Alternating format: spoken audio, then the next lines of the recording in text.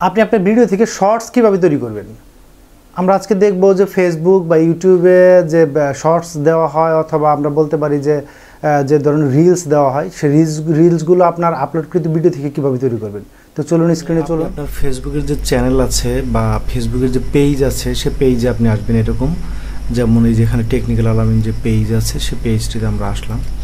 আসার পরে কি করব, এই যে মোর অপশন থেকে এখান থেকে ভিডিও সিলেক্ট করব।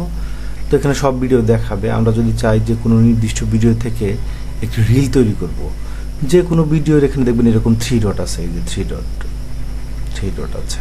তো এই 3 ডটটাকে আমরা এই 3 ডটে এসে ক্লিক করবো। এই যে দেখুন 3 ডটে এসে ক্লিক করলাম। ক্লিক করলে দেখুন লেখা আছে ক্রিয়েট রিল, অর্থাৎ এই ভিডিও থেকে একটি রিল তৈরি হবে। তো আপনি একটা ভিডিও থেকে একাধিক রিল তৈরি করতে পারেন, ছোট ছোট রিল। তো আপনি ক্রিয়েটে ক্লিক করবেন। ক্রিয়েটে ক্লিক করার পরে দেখুন আপনাকে কোন অংশ দিয়ে আপনি রিল তৈরি করতে চান সেটি দেখাচ্ছে। যেমন আপনি যদি চান শুধু এই অংশ দিয়ে রিল তৈরি করতে, আর একটু বড় করে দিলেন, হ্যাঁ, তাহলে এই অংশ দিয়ে শুধু রিল তৈরি করতে পারবেন। তো রিল তৈরি করার আগে আপনাকে যে বিষয়টি মাথায় রাখতে হবে সেটি হচ্ছে আপনি রিলের শিরোনামটা কি দিবেন।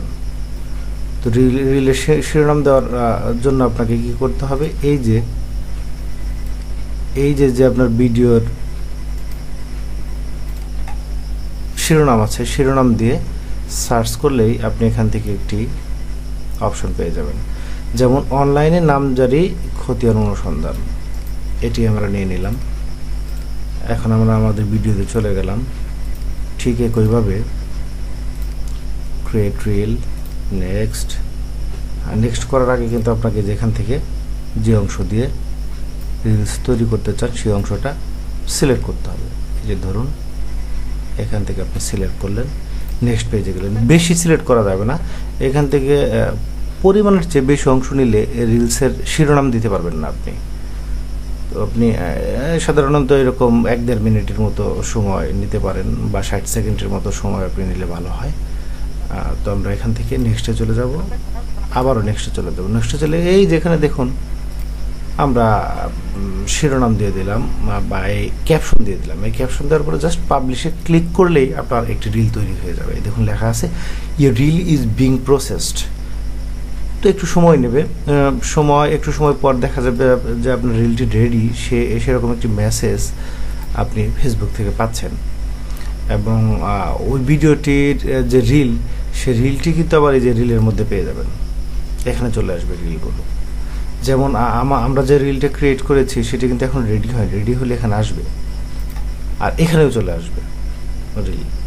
তো রিল তৈরি করা খুব সহজ, অর্থাৎ আপনার যে এক্সিস্টিং ভিডিও আছে সেখান থেকেও রিল তৈরি করতে পারেন, অথবা আপনি এমনিতেও রিল ভিডিও এডিটর দিয়ে তৈরি করে সেটি পাবলিশ করতে পারেন রিল আকারে।